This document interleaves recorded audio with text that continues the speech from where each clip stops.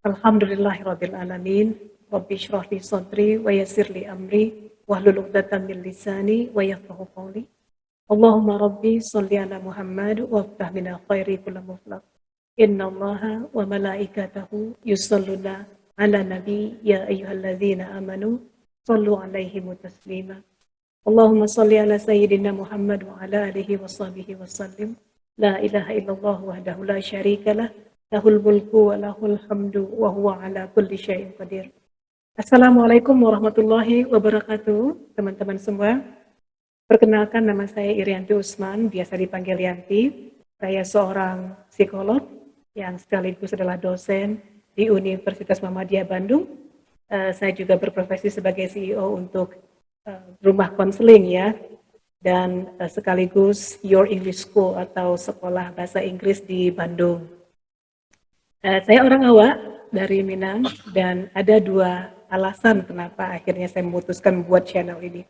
Pertama adalah alasan memenuhi janji kepada Ibunda yang sekitar tahun 1999 pernah mengatakan bahwa saya akan mendoakan kamu lulus beasiswa ke Amerika kalau kamu janji setamat dari situ jadi ustazah.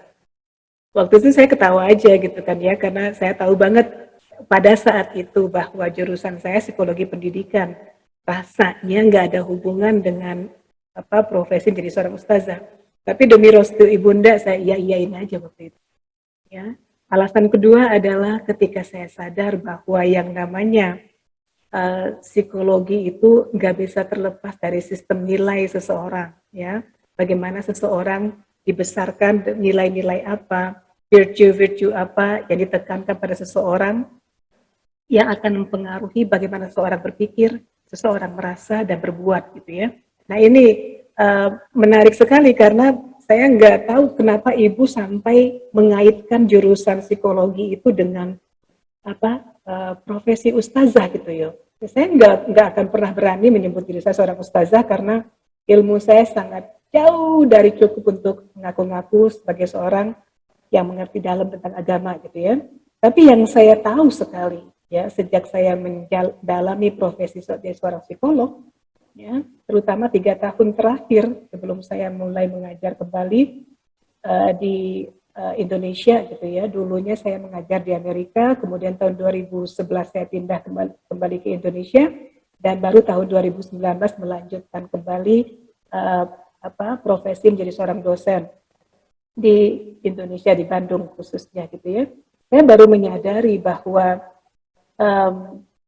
sistem nilai dari orang-orang yang menjadi pionir atau ahli-ahli psikologi kontemporer gitu ya, atau ahli-ahli psikologi yang sangat terkenal saat ini seperti Freud, seperti Adler, seperti Piaget, seperti Vygotsky dan sebagainya, itu mereka semua ternyata betul-betul memisahkan antara kehidupan spiritualitas dengan cara mengerti jiwa seseorang gitu loh.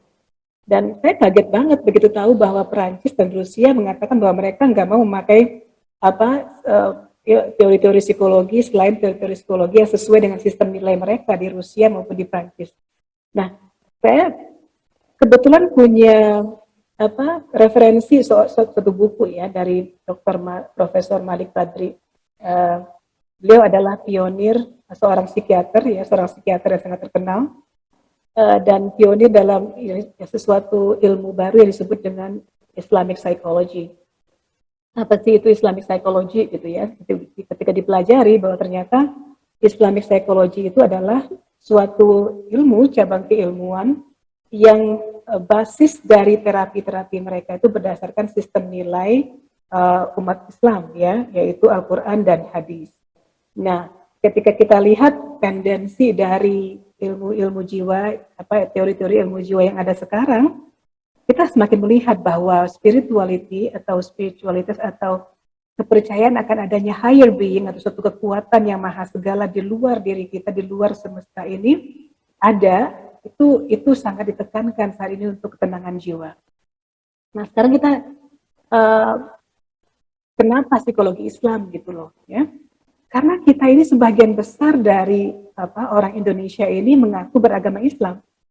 Dan sistem nilainya ya, mengakui akan adanya higher being yang bernama Allah Subhanahu wa taala.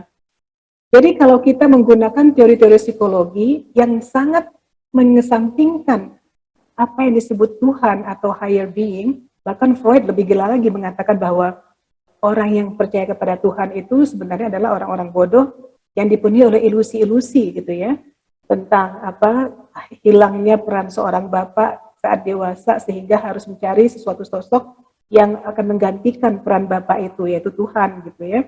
Jadi Freud sangat menganggap remeh atau tidak menganggap penting adanya keyakinan pada Tuhan. Sehingga kita bisa melihat gitu ya, di akhir hidupnya pun Freud memutuskan untuk mengakhiri hidupnya dengan suntikan mati gitu ya, karena menganggap bahwa dia bisa mengontrol hidupnya sendiri dan bukan sesuatu yang di luar dia gitu ya. Jadi kita nggak mau ngobrol lebih jauh, nggak mau bergibah soal Freud ya, tapi yang ingin saya tekankan di sini adalah kita tidak bisa bicara tentang ketenangan jiwa bagi seorang muslim ya kalau sistem berpikir, paradigma berpikir atau value system yang digunakan dalam teori-teori psikologinya sangat menjauhkan seseorang itu dari Tuhannya gitu ya. Karena seorang muslim tidak bisa terlepas dari Allah Subhanahu wa taala. Oke. Nah, ini yang menarik. Jadi itulah alasan saya pada akhirnya mengatakan bahwa saya harus mulai mempropagandakan apa yang disebut dengan psikologi Islam karena kita tidak mungkin terlepas dari Tuhan. Ya, dalam mengerti jiwa seseorang, dalam mentreat jiwa seseorang ada dimensi. Bahkan dalam sebuah penelitian dikatakan bahwa dalam otak manusia itu ditemukan ada disebut dengan God spot atau sesuatu bagian dari neuron kita itu atau sel otak kita itu yang blinking gila-gilaan pada saat berdoa. Ya, jadi ada disebut dengan God spot atau tempat spot dari keberadaan Tuhan di otak manusia gitu ya. Nah, jadi akan aneh rasanya kalau seorang muslim, terutama saya seorang psikolog men-treat jiwa seorang muslim ya dengan menggunakan cara berpikir yang menjauhkan dia dari keberadaan Tuhannya gitu. Jadi itu yang membuat saya akhirnya memutuskan saya harus fokus kepada ini karena sebagian besar dari masyarakat kita di Indonesia adalah muslim. Oke. Nah, baik. Jadi apakah saya seorang ustazah? Bukan. Saya bukan seorang ustazah. Saya hanya akan berbagi dan melihat relevansi dari apa-apa yang saya tahu tentang ilmu psikologi dan mengambil sumber-sumber Quran dan hadis sebagai cara untuk mengerti jiwa seseorang dan membantu seseorang merasakan ketenangan dalam hidupnya. Itulah tugas saya gitu ya. Mudah-mudahan untuk seri-seri berikutnya saya akan bisa memberikan inspirasi-inspirasi dan masukan-masukan yang bermanfaat untuk teman-teman semua mengerti lebih dalam jiwa sendiri dan memanfaatkan ilmu yang ada ini untuk coping ya, untuk menghandle permasalahan-permasalahan yang dihadapi dalam hidup, insyaallah ta'ala. Oke? Baik, hari ini saya mau ngobrol soal doa. Saya sering ya ketemu pasien gitu ya, ketemu klien-klien yang berkeluh kesah gitu, curhat gitu ya. Bu Yanti, sepertinya saya nggak ada gunanya lagi berdoa kepada Tuhan ini. Karena Tuhan setiap kali saya minta nggak pernah dikabulkan. Padahal saya sudah berusaha untuk sholat, untuk puasa, untuk tahajud segala macam, sedekah, puasa sunat, tapi apa yang saya minta nggak dapet. Ya, itu sering banget pasien saya ngomong begitu ya. Kemudian juga ada yang bilang saya sepertinya sedang dimarahin Tuhan. Tuhan sepertinya udah nggak sayang sama saya. Karena setiap kali saya berdoa sekarang ini nggak pernah dikabulkan Tuhan gitu loh. Udah berdoa bertahun-tahun masih aja nggak dikabulkan. Ya, kenapa? Apakah Tuhan benci sama saya, marah sama saya? Nah, ini yang menarik. Jadi saya ingin bicara tentang arti doa dulu dalam bahasa Arab gitu ya. Jadi kalau dalam pengertian bahasa Indonesia kita mengatakan doa itu artinya meminta, ya. Padahal sebenarnya dalam bahasa Arab memanggil artinya, ya, call Allah SWT. Jadi kita memanggil Allah untuk minta didengarkan, untuk minta diperhatikan. Itu maksudnya arti dari doa itu sendiri. Oke? Nah, apakah doa kita dikabulkan sesuai dengan apa yang kita inginkan atau tidak? nggak ada hubungannya sama sekali dengan kesolehan kita, nggak ada hubungannya sama sekali dengan apakah Allah sedang benci atau sedang sayang dengan kita gitu loh. Ya. Saya pernah dengar waktu itu Ustadz cerita, seorang Ustadz yang sangat terkenal cerita bahwa salah seorang jemaahnya ngomong ke dia tentang apa yang dikeluhkan oleh pasien saya juga kemarin itu gitu ya. Wanita ini mengatakan selama ini ya sejak saya kecil sampai sekarang ya sampai beberapa waktu yang lalu katanya gitu ya, setiap kali berdoa pasti dikabulkan oleh Allah.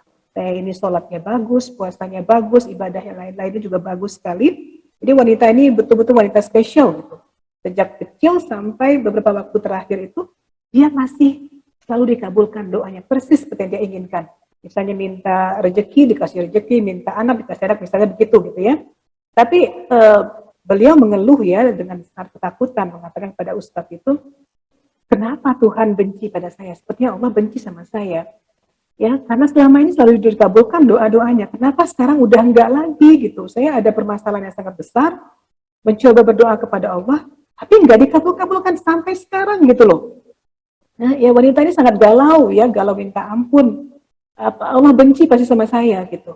Nah, jadi kalau kita dengarkan cerita wanita ini gitu ya, sekarang kita pengen lihat ya kesamaan atau relevansi cerita wanita ini dengan kisah-kisah para nabi aja deh ya. Kita lihat sekarang karena sama-sama wanita, kita ngobrol soal wanita yang sangat solehah, yang sangat dicintai oleh Allah, yang sangat mulia, ya ibunya seorang nabi, siapa lagi kalau bukan Maryam alaihissalam, ya. Nah, kita masih ingat dong gitu ya bagaimana Maryam itu dilahirkan ya dari keluarga yang sangat terpandang di kalangan orang Yahudi ya. Ada apa? Ya, ayahnya Ali Imran, ibunya Hana ya di usia yang sudah sangat tua. Akhirnya doa Hana dikabulkan, doa Ali Imran dikabulkan Tuhan untuk memiliki seorang anak. Walaupun mereka berharap seorang laki-laki tapi yang lahir perempuan gitu ya.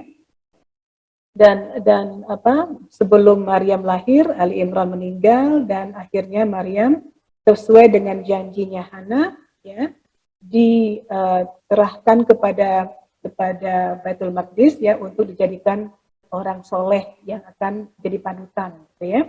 Nah, kita masih ingat banget bahwa akhirnya yang memenangkan untuk memelihara Maryam adalah Nabi Zakaria alaihissalam ya, yang kebetulan paman beliau juga. Maryam itu sejak kecil ya sampai menjadi wanita muda itu benar-benar ya belum minta aja sama Tuhan dan dikabulkan Tuhan.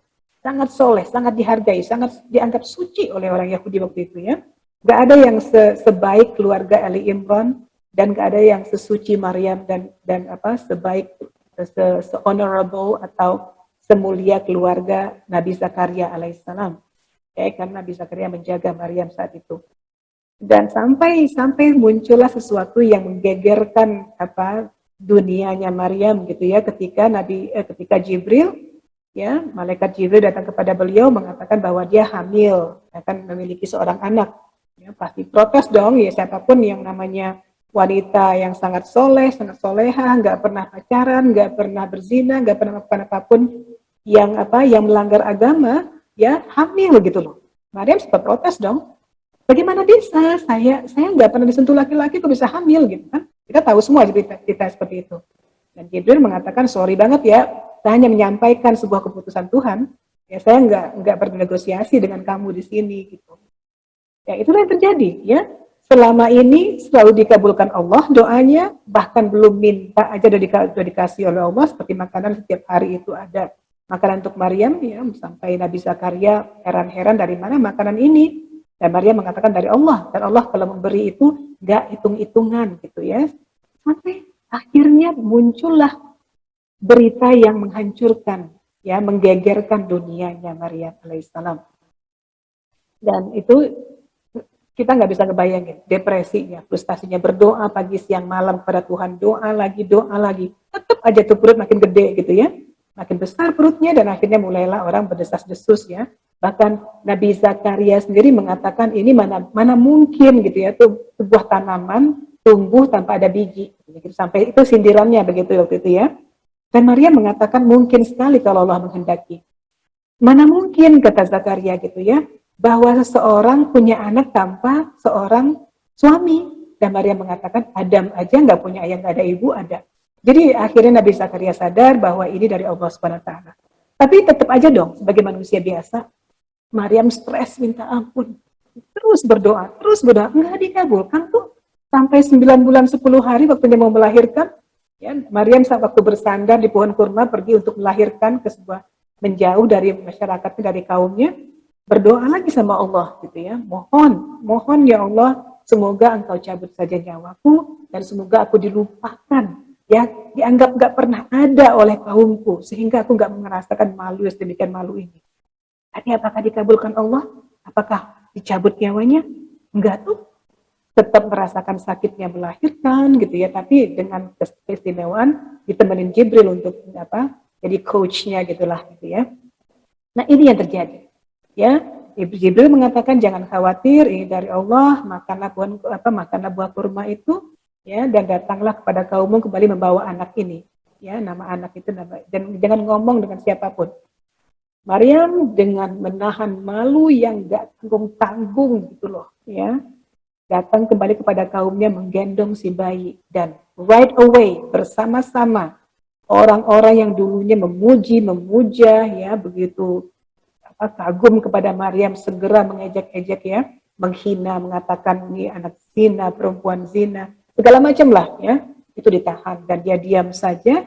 Dan akhirnya sini ada, kenapa Maryam, kenapa kamu melakukan ini, kenapa siapa bapak ini dan segala macam ya. Akhirnya Maryam menunjuk kepada anaknya dan Nabi Isa alaihissalam mengatakan bahwa dia adalah Isa, anaknya Maryam. Dia ditugaskan untuk mengabdi kepada Allah dan kepada ibunya, dan kemudian dia akan dimuliakan dunia dan akhirat. Jadi dari situ akhirnya ya sampai kita tahu sendiri bahwa hanya Nabi Isa yang disebutkan siapa ibunya dalam Al-Quran. Nggak ada nabi-nabi lain, nggak ada Nabi Muhammad bin Abdullah ya dalam Al-Quran. Hanya ada Isa ibn Maryam, ya, hanya ada itu.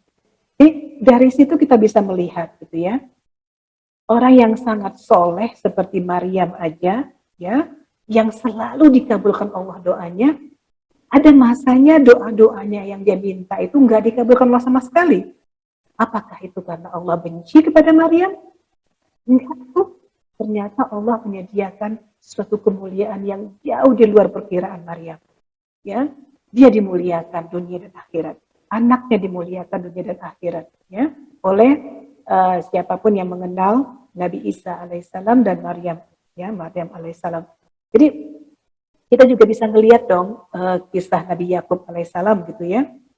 Sekian lama beliau berdoa agar anaknya Yusuf alaihissalam kembali ke dia gitu ya, sampai buta matanya memohon, tapi Allah biarkan ya. Bukan mengatakan Allah benci kepada Nabi Yakub, apakah Allah benci? Nggak mungkin banget, karena ini nabinya gitu ya. Tapi akhirnya Allah mengabulkan dengan sesuatu yang jauh lebih mulia.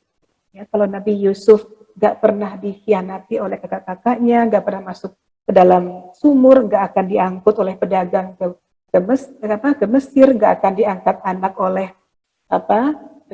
suaminya Zulaikha, nggak akan ditaksir Zulaikha, nggak akan masuk penjara dengan false message, nggak akan ketemu dengan orang-orang yang akhirnya diterjemahkan mimpinya, nggak akan akhirnya diantarkan ke raja karena pintar menerjemahkan mimpi, nggak akan menjadi seorang bendahara Mesir, nggak akan menyelamatkan begitu banyak orang ya di Mesir maupun di daerah-daerah sekitar Mesir itu pada saat pancaklik dengan ilmunya. Jadi gimana cara kita menyikapi doa? Jadi kembali kepada apa yang dikatakan tadi, arti doa itu bukan untuk meminta, tapi memanggil. Memanggil Allah, ya, calling, to call Allah, memanggil Allah untuk mendengarkan keluh kesah kita, mendengarkan apa yang kita inginkan, ya, dengan harapan, dengan ilmu Allah, Allah akan berikan solusi terbaik dari permintaan tersebut. Jadi nggak ada jaminan bahwa apa yang kita minta itu akan diberikan persis seperti yang kita inginkan. Ya, bisa jadi lebih keren daripada yang kita inginkan, sesuatu yang di luar dugaan kita, gitu ya. Tapi Allah nggak, itu gampang loh buat Allah, buat mengabulkan itu gampang banget buat Allah. Ya, cuma begini ya, kun fayakun. Ya, apa sih susahnya? Tapi Allah pengen lihat our reaction, reaksi kita terhadap apa yang diberikan Allah dalam ujian. Kita kan tahu sendiri gitu ya, bahwa Allah mengatakan kita ketika Allah mencintai seorang hambanya, Allah akan uji. Ya, para ulama-ulama sufi gitu ya, biasanya akan sangat gelisah gitu. Kalau sampai sebulan gitu ya, Tuhan nggak ngasih ujian apa-apa, nggak ngasih musibah apa-apa, mereka akan tanya, ada apa ini, ada apa ini? Apakah kualitas ibadahku makin berkurang sehingga Allah tidak memberikan ujian? Karena hanya orang yang diuji dengan ujian yang berat saja dan tetap bersabar, tetap lengket, tetap clingy, ya, tetap kepada Allah Subhanahu Wa Taala, yang berhak mendapatkan pahala yang nggak ada batasnya. Jadi sama dengan kita ujian ya, ujian level tertinggi kayak saya ujian disertasi itu ujian yang paling sulit buat saya gitu ya. Tapi saya harus hadapi ujian itu supaya saya berhak mendapat gelar doktor. Ya enggak? Ya, sama dengan itu. Nah, jadi seharusnya sikap kita ketika kita mendapatkan musibah itu, ya kita ucapkan pertama kali innalillahi wa inna ilaihi rajiun, punya Allah segala sesuatunya, ya, dan kepada Allah juga akan kembali. Kemudian mulailah kita mengatakan alhamdulillahirabbil alamin. Loh kok alhamdulillah? Karena sesuai dengan apa yang dikatakan dalam Al-Qur'an tadi ya, ketika Allah mencintai hambanya, dia akan memujinya. Itu sudah pasti. Berarti ketika kita diuji Allah, kita sedang dicintai banget oleh Allah. Makanya kita berhak mengatakan alhamdulillahirabbil alamin. Saya ingat banget waktu itu ya. Dari kisah ketika saya pertama kali ke Amerika itu, ya, saya kan mendapatkan beasiswa Fulbright untuk melanjutkan S2 dan S3, S2 ya, tapi S3 dari beasiswa dari universitas itu juga.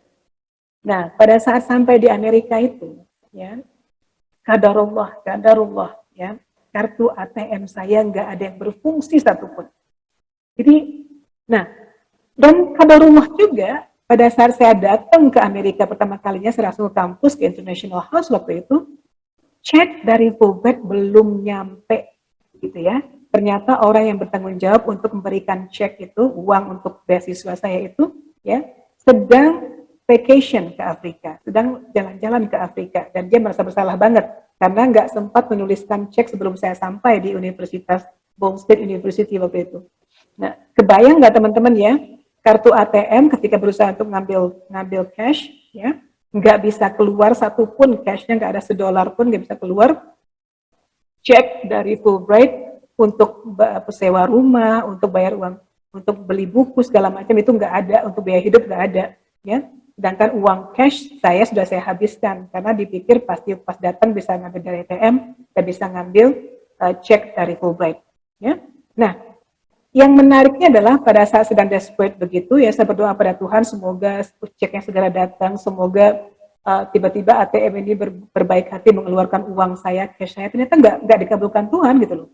Yang terjadi adalah ada seorang yang sangat baik bernama Nolan Nichols ya, seorang sekretaris di International House di Amerika itu yang mengatakan, hey, do you want to stay at my house until your check is here? Mau nggak di rumah saya sampai cek kamu datang nanti? Itu 2 minggu, kemudian baru ceknya nyampe. Ya, kalau saja nggak itu kejadiannya, saya nggak akan pernah kenal dengan namanya Nolan Nichols dan suaminya yang sangat baik, Charlie. Saya nggak akan tahu ya bahwa ternyata di Amerika, di tempat yang saya sangat asing itu, langsung punya orang tua angkat yang sangat baik. Yang sampai sekarang hubungan kita mesra banget gitu loh.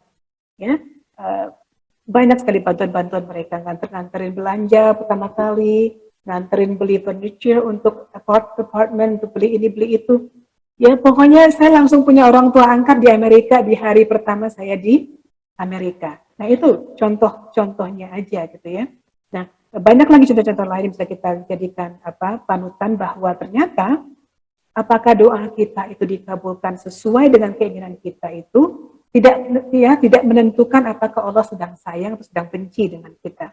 Dan kalau seandainya apa yang kita minta tidak sesuai dengan yang kita inginkan, bukan berarti ya bahwa Allah tidak mengabulkannya. Ya, karena kita kan tadi memanggil Allah untuk mendengarkan cerita kita, masalah kita, dan Allah yang Maha tahu gitu. Nah, sekarang apa hubungannya dengan psikologi? Ya, nah seperti yang saya katakan tadi, sebagai seorang muslim, kita nggak akan pernah bisa melepaskan keberadaan Tuhan dalam kehidupan kita. Sejak kita kecil sudah diajarkan tentang nilai-nilai Islam, tentang bagaimana yang disuruh Allah, apa yang dilarang Allah, ya, kemudian kita tahu apa itu dosa, apa yang berpahala, dan sebagainya, gitu ya. Nah, ketika kita mengalami permasalahan dalam hidup, ya, yang harus kita pastikan itu adalah kita tahu dulu tujuan kita itu ke dunia ini untuk apa. Ya, dalam kepercayaan Islam tidak ada sekalipun ya dikatakan bahwa kita di dunia ini untuk mendapatkan surga. Bukan. Dunia ini bukan surga. Nggak ada kesempurnaan di dunia ini. Allah mengatakan, ya, tidak aku kirimkan jin dan manusia ke dunia selain untuk beribadah kepadaku. Ya, manusia menjadi rahmat bagi alam semesta. Cuma itu saja. Ya, nggak ada yang lain-lain. Bukan untuk menjadi seorang termasyhur, bukan menjadi seorang yang paling keren, yang paling banyak duitnya, yang paling banyak rumahnya, gitu ya. Tapi Allah mengatakan hanya untuk mengabdi kepadaku. Jadi untuk mengabulkan doa seperti yang kita inginkan itu gampang banget. Just kun fayakun, terjadi. Nah, sekarang mindset kita sebagai seorang muslim harus dibenarkan dulu tentang konsep doa itu sendiri. Ya, Allah hanya peduli bagaimana kita menghadapi musibah. Ya, dalam bahasa Arab ya musibah itu bahasa Arab ya, musibah atau bala ya itu sifatnya ibtila ya atau tepat sasaran. Artinya musibah yang disiapkan untuk Yanti nggak akan nyasar ke teteh Rini, nggak akan menyasar ke Susi, khusus buat Yanti. Dan Allah ingin lihat Yanti gimana cara menghandlenya.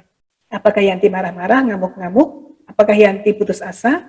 Ya, atau Yanti malah semakin lengket ke gue dan berdoa, calling me, kata Allah. Apakah dia akan tetap maintain atau menjaga komunikasi dengan aku, kata Allah. Nah, ini yang paling penting kita ingat, bahwa Allah hanya peduli dengan bagaimana kita bereaksi terhadap ujian-ujiannya. Ya, karena buat Allah gampang mau memberikan atau tidak memberikan apa yang kita minta. Nah, kalau kita sudah memanggil Allah dan curhat dan percaya bahwa Allah itu akan mengabulkan apa yang kita inginkan, berarti kita percaya dengan pilihan Allah, dengan ilmu Allah, dan kekuasaan Allah, apapun hasilnya doesn't matter.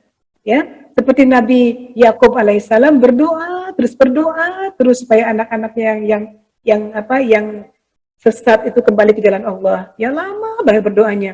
Berdoa terus agar Nabi Yusuf dan Benyamin, Nabi Yusuf kembali kepadanya. Lama banget baru Allah kabulkan. Ya, atau Nabi Nuh alaihissalam 950 tahun gitu ya berdakwah kepada kaumnya. Kira-kira dia mendoain istri dan anaknya enggak? Pasti berdoa terus gitu ya. Tapi apakah dikabulkan Allah? Tidak tuh. Anaknya meninggal dalam kedurhakaan, istrinya meninggal dalam kedurhakaan. Jadi kalau kita merasa kita tuh paling apes banget, pada saya soleh banget, saya gimana banget ibadahnya gitu ya, kenapa Allah nggak kabulkan doa gue? Ingat aja, ya Nabi Yakub gimana, Nabi Nuh gimana, ya Nabi Lut gimana, gitu kan ya. Nah tapi lihat ujungnya gimana, kemuliaan, itu yang paling kita ingat. Jadi yang Allah paling pentingkan dari kita adalah the act of worship itu, the act of worship atau sikap berpasrah diri dan menghamba dan membudakkan diri, ya, merendahkan diri. Makanya kalau kita itu umat muslim ya, betul-betul meletakkan bagian termulia dari tubuh kita ini ke tanah gitu loh, ke lantai, ke tempat sujud. Kita bersujud merendahkan diri. Nah, itu yang Allah inginkan sebenarnya, humility. Ya, act of worship. Kenapa harus begini gitu loh pas berdoa itu. Nah, dalam ilmu psikologi dikatakan gitu ya, apalagi psikologi yang makin kesini semakin menyadari bahwa spirituality atau kesadaran bahwa ada sesuatu yang maha segala ya di luar diri kita ini yang bisa mengontrol hidup kita, itu akan sangat dia membantu ketenangan jiwa seseorang. Nah itu dia. Nah jadi gimana kita bisa mendapatkan ketenangan jiwa itu sebagai seorang muslim yang keberadaan Allah itu nggak bisa dipisahkan dari hidup kita, jika kita men-treat jiwa itu atau menyelesaikan permasalahan jiwa dengan teori-teori yang mengatakan bahwa Tuhan itu nggak ada, bahwa higher being itu nggak ada, hanya ilusi, ya. Jadi seperti kata Freud, hanya orang-orang bodoh yang beragama. Oke? Kita tahu sendiri bagaimana Freud meninggal akhirnya, karena menganggap bahwa Tuhan itu nggak ada, nggak takut apa itu akhirat segala macam. udah gak tahan, sakit, ya, menderita, langsung minta disuntik mati pada dokter. Jadi ini yang penting banget kita tekankan pada diri kita gitu ya. Ketika kita mendapatkan sebuah musibah, ingatlah bahwa Allah sedang sayang banget sama kita dan ingin melihat reaksi kita untuk tetap lengket padanya. Maka call Allah, make doa, call Allah, ngadu sama Allah, curhat sama Allah, ya, yakinkan diri kita bahwa Allah ada untuk menolong kita. Terserah bagaimana keputusan Allah mengenai apa yang kita minta. Kalau Allah ternyata memberikan sesuatu yang di luar apa yang kita minta, kemungkinan itu ditunda, seperti doanya Nabi Yakub alaihissalam. Kemungkinan Allah menganggap itu enggak tepat, seperti doanya Maryam alaihissalam yang berdoa minta mati, berdoa dilupakan oleh masyarakat, berdoa jangan hamil gitu ya. Ya, karena Allah mengatakan ada sesuatu yang keren yang gue mau kasih buat lo gitu loh. Jadi jangan pernah mengatakan bahwa doa enggak pernah dikabulkan. Allah mengabulkan semua doa dengan ilmunya dan keyakinan itu akan menolong kita untuk merasa tenang dan merasa cukup dengan apa yang ada. Jadi dalam ilmu psikologi ya dikatakan bahwa yang disebut dengan bahagia yang hakiki itu adalah ketika kita mampu merasa cukup dengan apa yang dimiliki dan selalu merasa bersyukur dengan apa yang dimiliki. Ya. Kisah Nabi Musa alaihissalam ketika berhasil menyeberangkan umatnya ke seberang setelah laut terbelah gitu ya, laut merah terbelah kemudian menyatu kembali. Itu masyarakat pada stres semua, ini mau gimana, kita nggak punya uang, nggak punya apa-apa, nggak punya harta, nggak punya makanan, ini gimana nasib kita, Nabi Musa katanya gitu ya. Nabi Musa mengatakan, kalau saja kamu bersyukur dengan kita selamat sekarang dari Fir'aun yang sangat zolim, kita masih punya nyawa, masih punya keluarga, ya bisa lewat dari laut merah yang terbelah itu dengan selamat. Jika saja kamu bisa bersyukur, maka Allah akan menambah nikmat.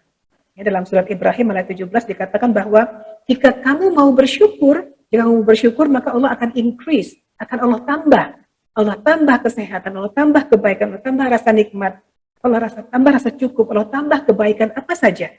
Jadi syukur ini adalah sebuah kebahagiaan. Mampu bersyukur dalam keadaan apa saja adalah sebuah kebahagiaan yang luar biasa. Nah, jadi kalau ada coping strategies dalam ilmu psikologi ya, kemampuan untuk menghandle cara berpikir, kemampuan untuk menghandle cara bereaksi itu semuanya ujungnya adalah rasa cukup dan rasa bersyukur. Jika kita mampu merasa bersyukur di saat kita diberi cobaan, ya, berarti kita sudah mampu mengelola emosi kita dengan baik. Oke? Nah, jadi kalau kita katakan bahwa berdoa itu harus dikabulkan sesuai dengan apa yang kita minta, tolong jangan lagi melakukan itu. Ya, bersabarlah. Apa maksud dengan bersabar? Bersabarlah bahwa ini adalah ibtila, tepat sasaran hanya untuk kita ujian ini, dan ini tanda sayangnya Allah. Ya, kalau kita mau dikasih hadiah gimana rasanya gitu ya? Maka itulah harusnya mengajarkan alhamdulillah. Innalillahi wa inna ilaihi raji'un, kemudian alhamdulillahirabbil alamin, kemudian bersyukur dengan apa yang masih dimiliki, kemudian baru mulai kita lakukan proses bersabar. Dan nanti pada sesi berikutnya saya akan ngobrol soal bersabar ala Islami. Dan mudah-mudahan ini membantu teman-teman semua bahwa apa yang disebut dengan doa itu bukan meminta tapi memanggil Allah untuk mendengarkan dan mencarikan solusi untuk kita.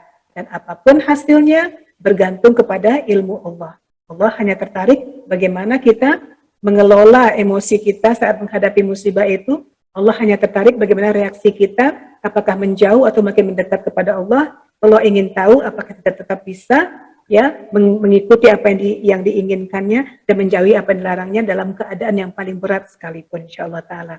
Teman-teman semua, terima kasih untuk perhatiannya. Semoga Allah SWT memberikan semua yang terbaik untuk kita sesuai dengan ilmunya dan menjadi orang-orang yang ditambah ilmunya, ditambah rezekinya, dan dikabulkan semua doa-doanya yang terbaik dunia dan akhirat. Wassalamualaikum warahmatullahi wabarakatuh.